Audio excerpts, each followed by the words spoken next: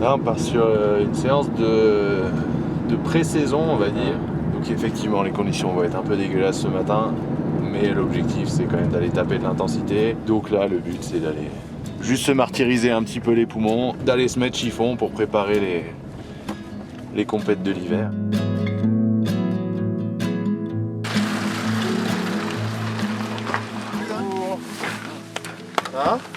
J'ai décidé de travailler avec Robin parce que déjà on s'entend très bien dans la ville tous les jours. Je connais sa rigueur, son besoin toujours de chercher de nouvelles choses, d'approfondir.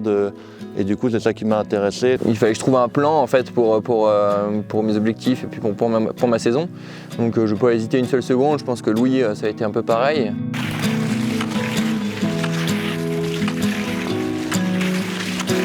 Chaque personne est unique et son entraînement ne peut être qu'unique. Mais pour Clément et Louis, c'est deux personnes quand même différentes. Ils n'ont pas le même âge, ils n'ont pas les mêmes envies, ils n'ont pas les mêmes qualités. Mais ça empêche qu'il faut qu'à un moment, moi, je me creuse un peu la tête pour dire ok, tout ça, on fait tout pareil. Mais par contre, sur cette séance-là, toi, tu vas faire ça et toi, tu vas faire ça. On lui apporte des idées et lui il en a aussi, donc on se complète avec ça. Sur des grosses semaines d'entraînement, on est entre 20 et 25 heures d'entraînement. Il y a un fil rouge en fait sur chaque semaine. Donc il y a des moments, il va y avoir de la vitesse, il va y avoir de la haute intensité, il va y avoir de la variation d'allure. Et après, ça, on le décline sous différentes formes. Ouais, du coup, on part sur ce qu'on s'est dit là, soit 2-3 séries, on va voir avec le temps que ça va nous prendre. L'idée, c'est de mettre vraiment la vitesse, le rythme avant les compètes pour ce week-end, mais sans créer le déchet, quoi. Donc, on récupère rapidement.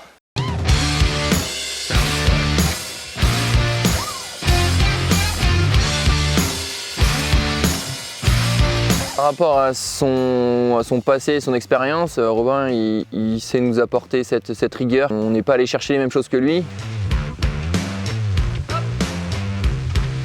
La compétition nous apporte cette force d'être capable de travailler en équipe, d'être capable de se fixer des objectifs, de les atteindre, se forcer à penser positivement pour aller chercher l'étape d'après, pour suivre un peu ses rêves, d'accepter d'avoir des défauts et aussi accepter d'avoir des qualités. C'est dans ces détails-là en fait où il a sa propre personnalité.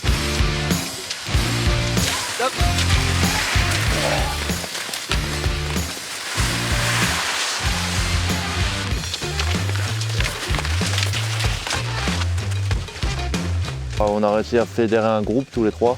Ça permet de le dépasser dans des moments parfois un peu plus compliqués, sur des séances très dures. Ça me motive aussi à m'entraîner avec eux, de me sentir appartenir toujours à un groupe, pour les suivre, pour pouvoir être là et vivre les choses avec eux. Je pense que la force aussi d'un coach à un moment, c'est d'être capable de vivre les choses avec ses athlètes, de pouvoir bien les comprendre.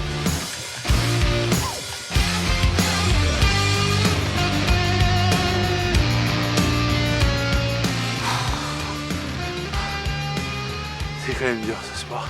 Repasser par les séances un peu dures, derrière ça fait que sur tes séances un peu de balade, tu te sens tellement mieux, tu as l'impression de pouvoir faire ce que tu veux avec ton corps. Nous là on fait des séances un peu plus extrêmes, mais il n'y a pas forcément besoin de passer que par là, du très dur comme ça pour pouvoir se faire plaisir sur les skis. Au contraire, chacun a son niveau, chacun sa marche devant lui. Pour le grand public, elle peut déjà être juste dans l'enchaînement de kilomètres, la variation d'allure, juste hop, aller un petit peu plus vite, un peu moins vite, pour jamais être enfermé dans la même vitesse. Et c'est ce qu'on a fait ce matin. Ça décrasse.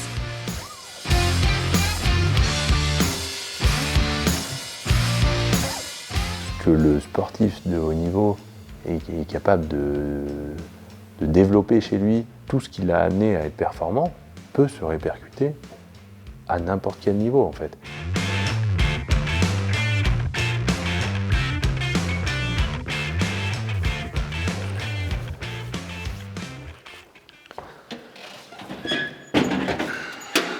Donc là, on va préparer la séance du jour.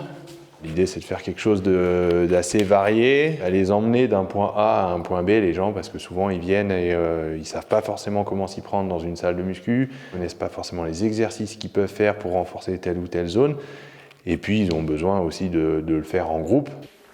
Et voilà, La séance est prête. Les joueurs peuvent arriver. Les gens qui viennent à The Camp, c'est des publics très très variés. Il y a des gens qui vont venir tous les lundis faire les circuits training parce qu'eux, ils ont besoin soit de se maintenir en forme, soit de retrouver la forme. On n'est pas tous obligés d'avoir l'objectif d'être numéro 1 mondial. Avoir un objectif, ça peut être des choses très simples dans la vie de tous les jours. Ça peut être quelqu'un qui me dit moi en fait j'aimerais bien ne plus avoir mal au dos quand je porte mon petit-fils ou ma petite-fille. Et peut-être qu'on va faire des petits exercices tout simples.